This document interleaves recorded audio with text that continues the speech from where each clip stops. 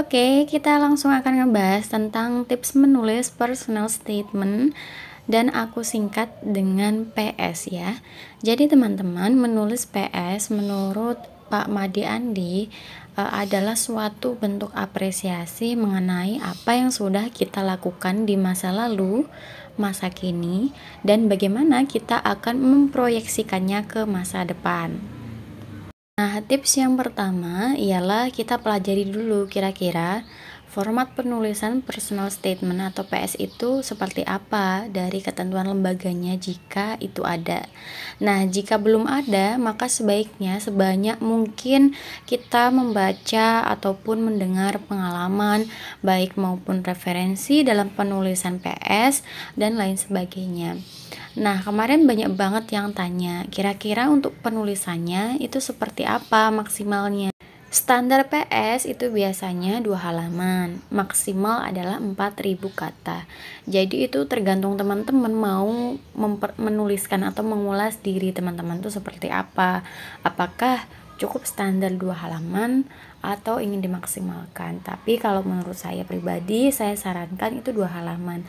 Dan itu sudah mencakup semua penjelasan tentang semua hal atau poin-poin mendasar yang harus ada di dalam personal statement. Jadi untuk tips pertama ini, semakin banyak teman-teman mengetahui berbagai referensi, baik bagaimana cara penulisannya, isinya, poin-poin mendasar yang harus ada di dalamnya, itu akan memperkaya dan memotivasi teman-teman dan mendorong teman-teman memiliki ide untuk menuliskannya jauh lebih detail. Tips yang kedua ialah menjadi diri sendiri. Menjelaskan poin-poin yang diperlukan di dalam PS sebaiknya sesuai dengan kondisi senyatanya diri kita. Tidak boleh mengada-ngada. Penulisannya pun sesuai dengan bahasa kita sendiri. Kita tidak diperkenankan menggunakan bahasa atau meniru baik kopas contoh personal statement milik orang lain menggunakan bahasa orang lain. Jadi intinya adalah selugas mungkin dan juga mudah dipahami oleh pembaca, mengingat pembaca dari PS kita ini adalah reviewer. Hal ini berbahaya ya, misalnya kalau ternyata kita mengada-ngada, melebihkan, kemudian kita mencontoh dan juga mengkopas hasil penelaahan atau hasil muhasabahnya orang lain, penulisan orang lain, itu akan mudah dilihat oleh tim penyeleksi, karena tim penyeleksi tahu betul mana tulisan yang memang ditulis oleh yang bersangkutan sendiri, yaitu pendaftar, atau plagiasi milik orang lain. Oleh karena itulah kenapa menuliskan PS itu perlu adanya renungan ilmiah, karena menulis PS itu adalah sejauh mana Anda mengenal diri sendiri.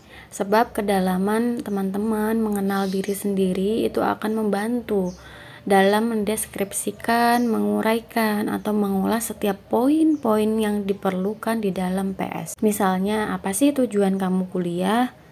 Kenapa memilih program studi tersebut? Apa yang ingin dipelajari? Tujuanmu apa mengikuti program beasiswa itu? Dan mengapa sih harus melalui program beasiswa tersebut? Dan yang terakhir adalah mengapa Anda layak diterima sebagai penerima beasiswa.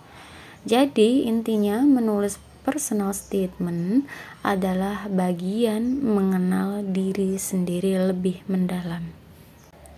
Tips yang ketiga, tidak berlebihan dalam menulis PS. Nah, dalam menguraikan diri teman-teman, kita harus jujur, tidak boleh berbohong dan juga melebih-lebihkan agar terkesan wow, ataupun juga menginspirasi. Padahal senyatanya realitasnya itu biasa saja. Jadi teman-teman, berusahalah mempromosikan diri dan juga menjelaskan potensi kita itu tanpa terkesan dilebih-lebihkan. Oleh karena itu, penulisan PS ini haruslah terukur. Pertama, 2, realistis sesuai dengan senyatanya, dan yang ketiga ialah dapat dipertanggungjawabkan ketika interview.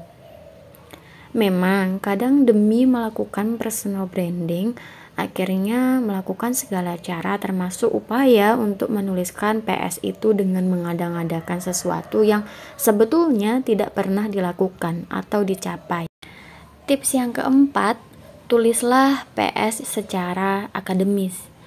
Nah, biasanya nih teman-teman yang ahli di bidang sastra kadang menuliskan PS nih lupa kalau ternyata PS ini digunakan untuk mendaftar beasiswa. Nah, kalau kita mendaftar beasiswa untuk melanjutkan perguruan tinggi, melanjutkan studi, berarti ini adalah konteksnya akademik. Sehingga dalam menuliskan PS, janganlah isinya itu curhat, apalagi dengan menggunakan bahasa sastra yang terkesan membuat orang lain itu berbunga-bunga. Jadi teman-teman, buatlah PS ini secara akademik. Sebab tujuan PS adalah untuk mendaftar beasiswa, bukan untuk melamar sang pujaan hati misalnya. Tips yang kelima, buatlah PS ini jauh-jauh hari. Jangan sampai membuatnya itu H-1 ketika penutupan pendaftaran. Kenapa? Karena teman-teman, PS ini sangat menentukan kelulusan administrasi. Penyeleksi akan menilai mana pendaftar yang berkualitas dan tidak. Sehingga perlu perencanaan dan juga persiapan yang matang sejak di awal dalam mengeksekusi penulisan PS. Jika terburu-buru menuliskannya, apalagi di detik-detik terakhir penutupan, itu akan mempengaruhi hasil penulisan karena tidak maksimal. Prinsipnya adalah pastikan muatan wajib seperti background diri, pendidikan, tujuan studi yang jelas, rencana studi, kontribusi yang aktif, dan alasan serta motivasi besar mengikuti seleksi beasiswa itu dapat dituliskan sedetail mungkin, sejujur mungkin, dan juga mudah dipahami. Jangan lupa pada akhir isai juga dapat disimpulkan dalam satu paragraf inti dari berbagai poin yang sudah diuraikan. Intinya, yakinkan pihak penyeleksi bahwa kamu adalah salah satu orang calon penerima beasiswa yang benar-benar layak sebagai penerima beasiswa. Tips yang terakhir ialah minta bantuan orang lain, baik mentor, kakak tingkat, teman, saudara, atau dosen untuk mengoreksi PS kamu. Penulis yang baik adalah pembaca yang baik. Jadi kalau kita sudah mengupayakan nih melakukan pengoreksian secara mandiri sebelumnya, maka selanjutnya adalah meminta bantuan orang lain untuk mengoreksinya. Nah, kenapa sih ini penting?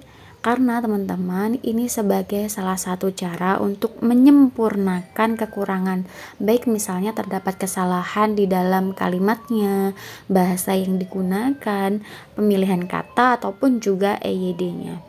Jadi sebaiknya minta bantuan orang lain untuk mengoreksi apakah kira-kira dari penulisan kita itu substansinya sudah masuk. Seperti itu. Jadi kekurangannya bisa kita tambal kalau misalnya masih belum meyakinkan atau masih mengambang seperti itu. Oke, sekian dulu ya informasi dari aku untuk tips menulis PS. Semoga bermanfaat. Jangan lupa share, komen, dan juga subscribe ya. See you di next video selanjutnya.